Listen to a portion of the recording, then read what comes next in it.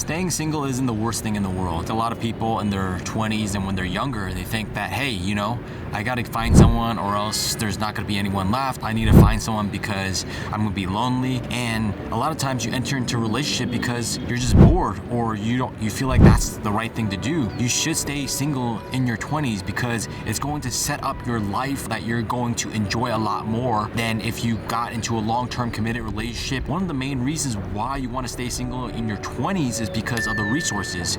You're going to spend a lot of time, energy, and specifically money on a long-term committed relationship that you don't know if it's going to work out, especially since you're younger. You don't know so many things. You're just starting to get into relationships and you're learning a whole lot about yourself and you're growing constantly. Every single year, I remember in my 20s, I was growing, I was becoming a different person. And 5 years ago, I was such a different person than I am now, and my wants and needs and who I am as a person, my values have changed drastically. I'm not saying that don't date and meet different people and get to know who you are and how to date and how to talk to the opposite sex. Don't have the end goal of marriage or long-term committed relationship or a partnership as the end goal. Go out with the mindset of, hey, I am just having fun, I'm enjoying spending time with the other person, and I'm learning about myself and them. But a lot of people go into these relationships because they're so goal-oriented, where they're like, hey, I need to lock this person down, I need to get married in 5 years, I need to be a boyfriend and girlfriend status in 2 years or 1 year. But at the end of the day, like staying single and being who you are and gaining and working on yourself and building career and gaining resources and all that stuff is very important, because when you do get into a serious committed relationship and potentially marriage or a partnership, resources are going to matter a lot.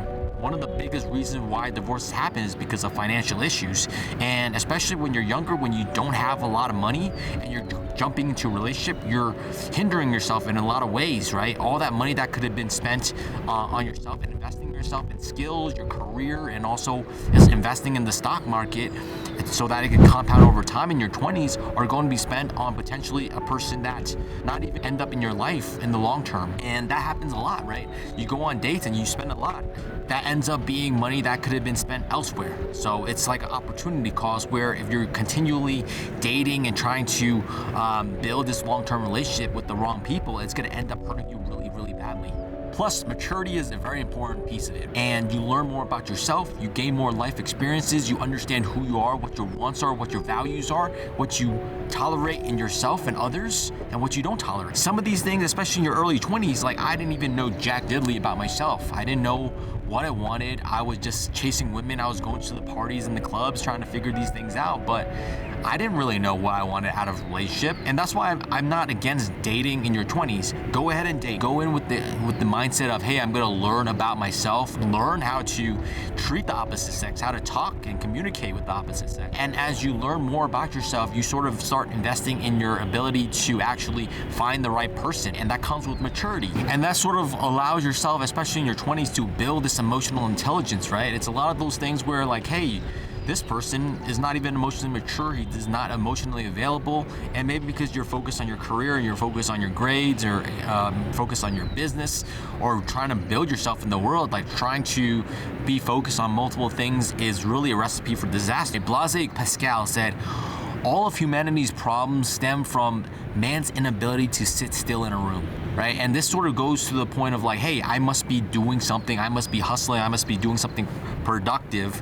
And what does that even mean, right? What does that even mean? Like, we're trying to build and do something, but we're not even sure what the end goal is. And sometimes we're just like fiddling our fingers, we're clicking on things, we're looking at emails, reading things with no goal in mind, with no why. Like, you don't even know why you're doing something, right? And that sort of goes into dating and relationships, and why you should really stay single is because you're still trying to figure all those things out, and it takes time and takes energy, and it takes self-reflection to really figure those things out, right?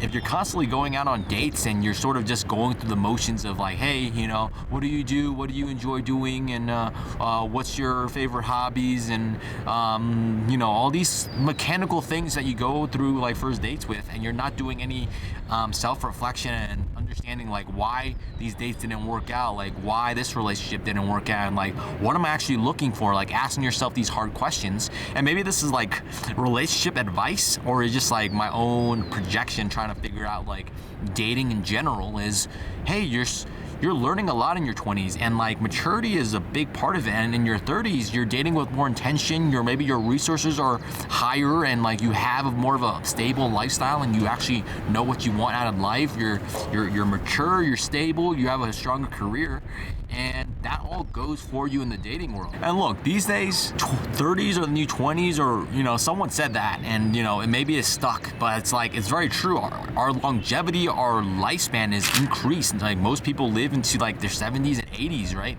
And as it's like one chapter of life is opening and closing, right? When you get married or you have a long-term committed relationship, you're sort of closing a chapter in a sense on your singledom or like singlehood. And there's so many great things about being single, right? You get to do whatever you want, you get to go wherever you want, whenever you want, and all your money is spent on yourself, right? You can invest it however you want, you can have tons of fun. And if the right person comes along as you're having fun with these activities or hobbies, great. But I wouldn't specifically try and like run after it as if like the relationship is like end all be all. It's just one of those things, a part of your life. And if you focus so much on trying to find a relationship, it's going to hurt you in them, because you're so focused on that you're not living the other parts of your life, right? Your friends, your community, your hobbies, your career, your vocation, creative pursuits. There's so many things that you can do out there: traveling, learning how to dance, learning Spanish, going out and exploring, learning about yourself, cooking. So many activities that you can be doing, but you're sort of hindering yourself when you close yourself off from being single and going to a committed relationship. And there's nothing wrong with a committed relationship, but it's a different flavor of life, right? You're tasting something very different, and you're going to be doing a lot of things with your partner. And that's great if you love spending time with your partner, as you probably should, but it's also very dangerous, because sometimes a lot of couples together all the time that you don't actually develop by yourselves. And that's so important in any relationship, is to actually be able to grow personally by yourself and learn things about yourself. But sometimes you can't do that with the other person stuck to your hip. Hey guys, if you're enjoying this video and you're getting some value out of it, please, if you can just click the like button and actually subscribe, that would be really, really helpful, because it helps the YouTube algorithm actually show my content to more people. As always, thank you for watching. It's like trying to figure out what's the balance, right? Having a relationship, but also maintaining your independence and learning and growing as a person. And it's very hard to do that in your 20s, because you're growing so much. Every single year you're different, and sometimes that's what happens, right? You're in a committed relationship when you're young, when you're 22, when you're 20, but then you grow so much in 5 years, and sometimes the other person doesn't grow, and that's when breakups happen. And then you feel like, oh, hey, I invested like 3-4 years into this relationship, and like nothing came from it. And maybe like you guys grew apart, maybe you guys wanted something different, or you guys figured out something about yourself, or you're like, hey, I don't see myself with this person for the rest of my life, when you did 5 years ago. But now you just can't, because you learn so much about yourself. You learned about the world and your place within it, and your identity, and who you are, and what your value is to the world, that you're like, hey, maybe this person isn't right for me. And that's okay, because relationships are very messy. That's just a part of life. And I'm not saying relationships won't work in their 20s. A lot of them do.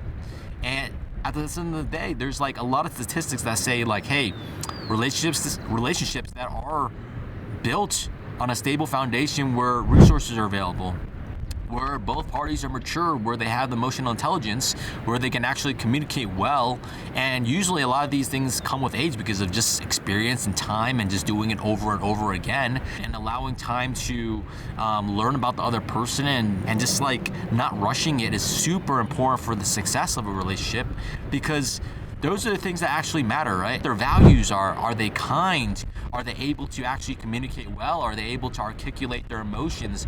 These are all those values that are usually brushed to the side and be like, oh, is she hot? Is he handsome? Does he have a lot of money? Is she a good +1? At the end of the day, they're not the actually determining factors of a successful relationship. A lot of these things, and me especially being in my early 30s now, like I've learned the hard way. I've learned throughout my 20s through relationships that didn't work out, just being single and not trying to chase after women. Like you build all these things in your 20s, and sometimes you just don't know what you don't know. And that's why I always say, like, hey, you should date, but like date with intentionality, and don't try to make it an end goal of like, hey, I need to get into a relationship because of everyone else is doing it, right? Don't try to follow the script, because if you follow what everyone else is doing, the divorce rate is like over 50%. So like all of these marriages, right, especially the ones that start in their 20s, a lot of them don't make it into the 5 and 7 year mark. That's when a lot of relationships get into rocky territory, right? And that's because in 5 to 7 years, people change so freaking much that they're not even really the person that you met on day one. So that's my thoughts on being single and just relationships in general. I'm curious to what you think, and as always, like and subscribe for more videos like this.